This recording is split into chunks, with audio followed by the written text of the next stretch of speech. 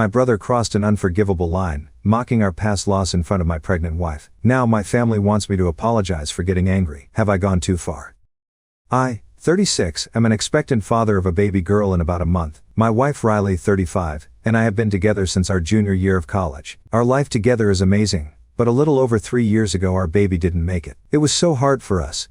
Luckily things are going well with this pregnancy so far, and we're thrilled but obviously a bit nervous that something could go wrong again. Riley has nightmares and tells me she's having trouble getting excited about this baby, because she's terrified things will go wrong. Some context is that I'm the oldest of 3, and have a younger sister named Ella, 33, and a younger brother named Josh, 30. Josh has always been a good kid, and was the golden child growing up. I honestly don't know what happened, but he did a total 180 and started partying to the point where he flunked out of law school. Josh tried acting after that, and when that didn't work out, he got a job teaching at a private high school.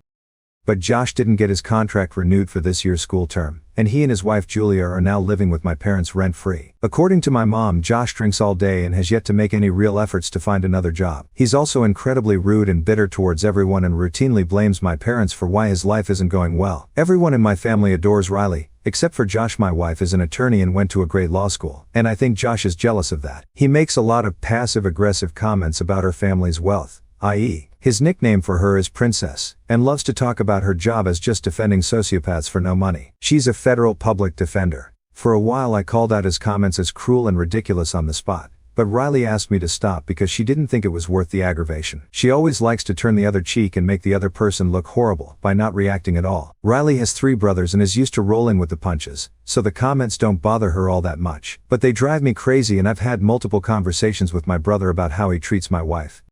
He always says he's just joking and that he likes Riley. Yesterday was my dad's birthday, and my parents invited our entire family over for dinner. Josh seemed intoxicated when we arrived, and he had several glasses of champagne during dinner. Julia kept asking him to stop drinking, but he brushed her off. By the end of dinner he was slurring his words and almost passed out because he was so intoxicated. At one point my mom asked Riley how her pregnancy was going. Riley said things were going well, and my mom got teary. She said she was thinking of her and knew things would go well this time. Josh then blurted out, "It can't go worse than it did the last time she was pregnant." He started laughing hysterically, and I can't describe the shock and horror on my wife's face when he said this. I told Josh his comment was not okay, but instead of shutting up, he continued to laugh and said the only way it could go any worse was if she died too. He then asked me if I'd rather have Riley or the baby if it was up to me. Everyone was yelling at him, and I lost my temper. I pushed him, my brother-in-law, Ella's husband, and my dad had to pull me off him.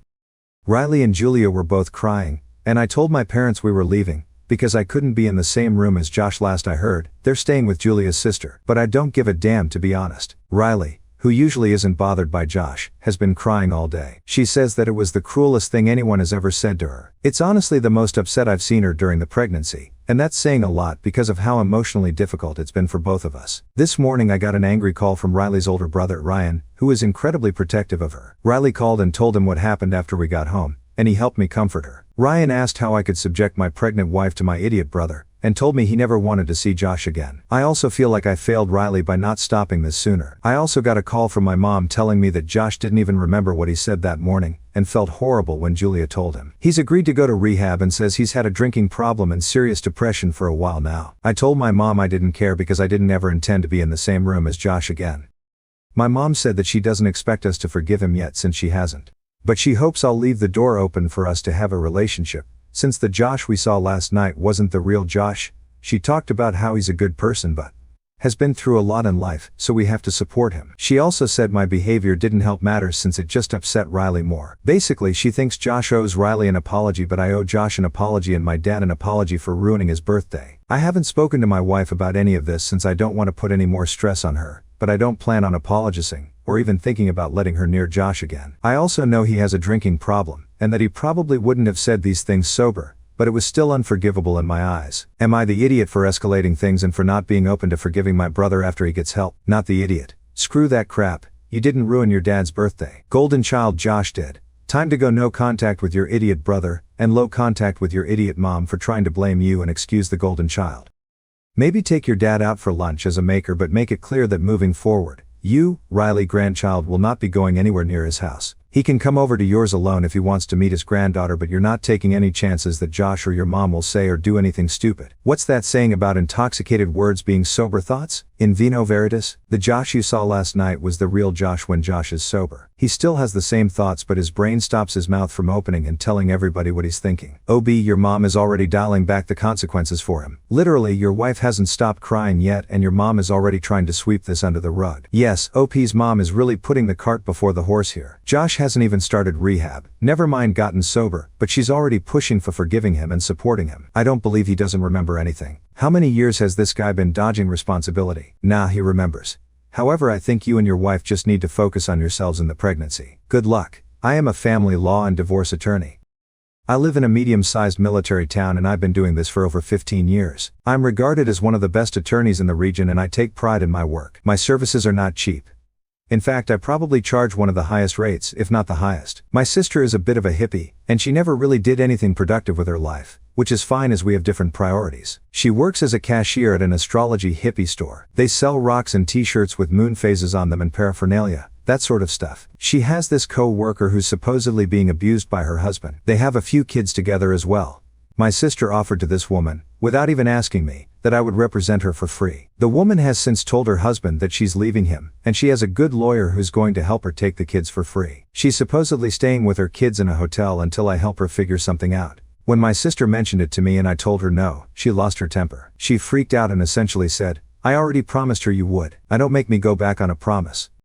My sister also went on a rant about how I should be using my job to help people and not just for money. I suggested she go to law school to help all the people she wants. All this occurred at our parents' house where we had a family dinner. Our parents are divided as they've always been about us. Am I the idiot? I get that it makes my sister look bad and will probably damage her friendship, but I honestly don't care. So this woman told her husband she was leaving him, that she has a good lawyer and that she was going to take the kids and leave for a hotel, all without speaking to you once. Wow, that's a lot for a person to do without even a quick confirmatory phone call or text. I go the extra mile and give an hour for free and tell that woman how stupid my sister is, then refer her to more affordable attorneys. But you're well within your rights to do absolutely nothing. Well, it looks like your sister just tried to pull a my cousin Vinny and put you on the spot. Don't worry, your high rates are a clear sign that you value your job and your clients. Plus, you can't just offer free legal services to anyone who asks, especially without their consent. Advice.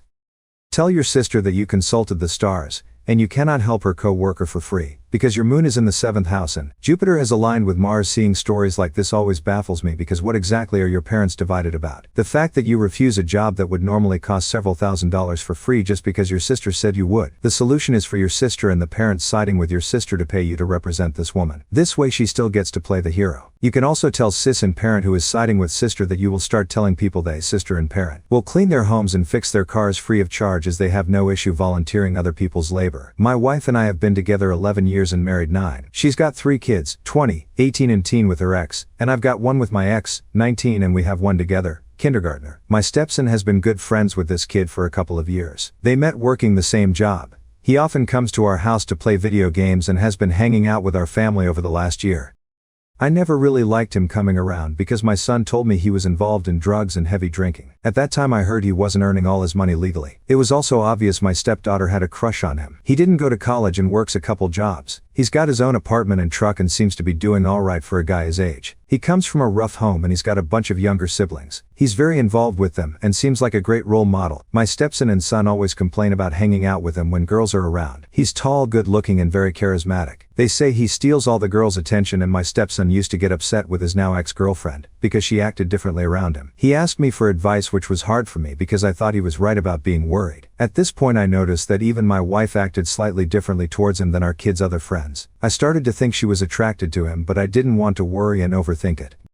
On top of everything else I mentioned that could have attracted her to him, she also shares a similar background, and can tell she relates to him a lot. Again, I wasn't too worried about this until recently. Things changed at the beginning of the summer when we discovered our youngest son would be starting at the same elementary school as the friend's younger brother. My wife organized for them to hang out together, and that first time our eldest son went with them too. The little boys seem to enjoy each other's company, and so throughout the summer they've taken them to several different places and activities together. Often just the little boys, the friend and my wife. This started to make me a little uncomfortable. Still, I didn't want to say anything about it because it seemed juvenile to complain about. A few of the times when I was around before she took the kids out, I could tell she'd made an effort with her appearance and clothes. Through all this, he's still been coming over to hang out with my stepson. I found myself becoming angry when I found out that he was helping my stepson do some handy jobs around the house.